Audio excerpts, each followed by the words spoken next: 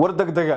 magaalada Baydhabo xalay ilaa iyo saaki dagaalo culus ayaa ka socda xabad ayaa la isla qsiinaya ciidankii Cabdicasiis lafta gareen ayaana mar kale magaalada inay gudaha u soo galayaan ku hanjabaya bal eeg xalay rasaas iyo daryanka ka dhacay gudaha magaalada Baydhabo ee gobolka Bay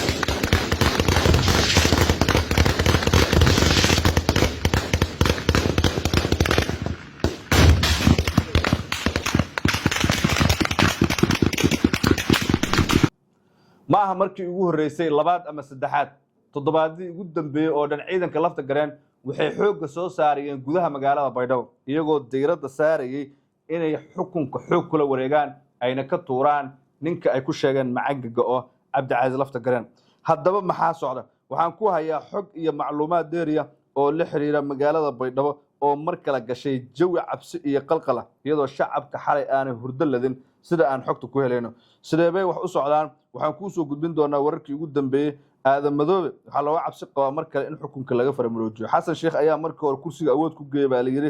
haddana xasan ciidankii ugu badnaa halkaas uu ka soo daabulay kursigaaga ilaashaa lagu yiri wali lama caleemo saarin Cabdicasiis lafta gareen wuxuu diiday in ninka la caleemo saaro qaramada midoobay aqoonsato si buuxdana uu noqdo madaxweynaha koonfur galbeed midda uu ka cararayo lafta gareen waata oo uu diidan yahay oo uu ka gubanayo oo uu leeyahay ma dhacayso mana aqbalayo waxaan si toos ah u tageynaa magaalada Baydhabo oo aan kaaga soo warramaya xaalkeeda iyo sida uu ku dambeyn karo aragtidaada ugu biiri saaxib muuqaalka like saar siina share gareey waa mahadsantahay mowduucana waxaan ku bilaabayaa saaka wararka ka imaanaya magaalada Baydhabo ee gobolka Bay waxay xaqiijinayaan in dagaal xaal halkaas uu ka qarxay kadib markii ciidan ka tirsan kuwa Cabdicasiis lafta gareen duulaan markaasi ay ku soo qaadeen gudaha magaalada Baydhabo sida ay xogtu sheegayso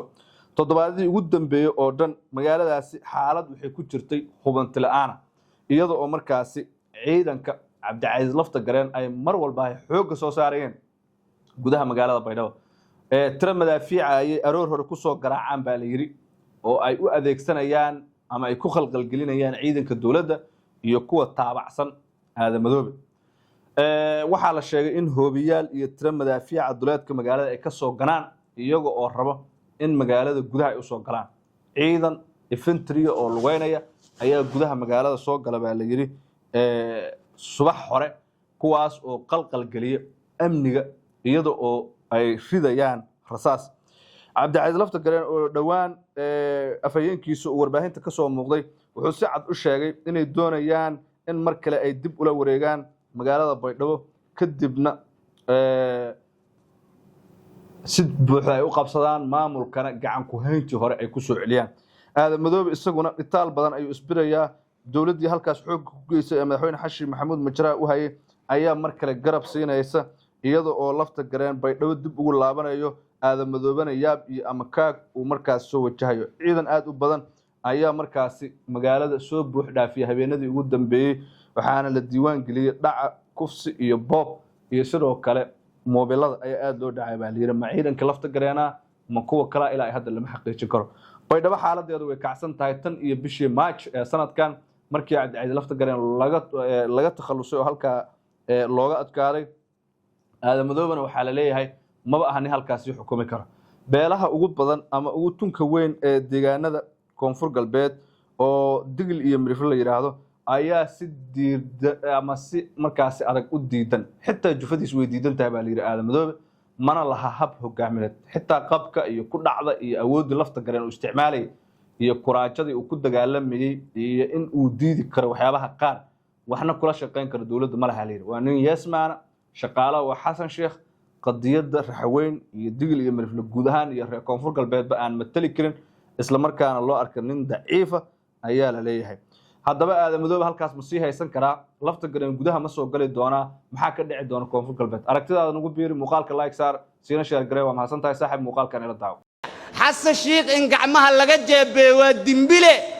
xasan sheekh dagaalooga soo ma aqoonsanidin xasan sheekh maxaa aqoonsantiin حسن شيخ معاه قونسنتين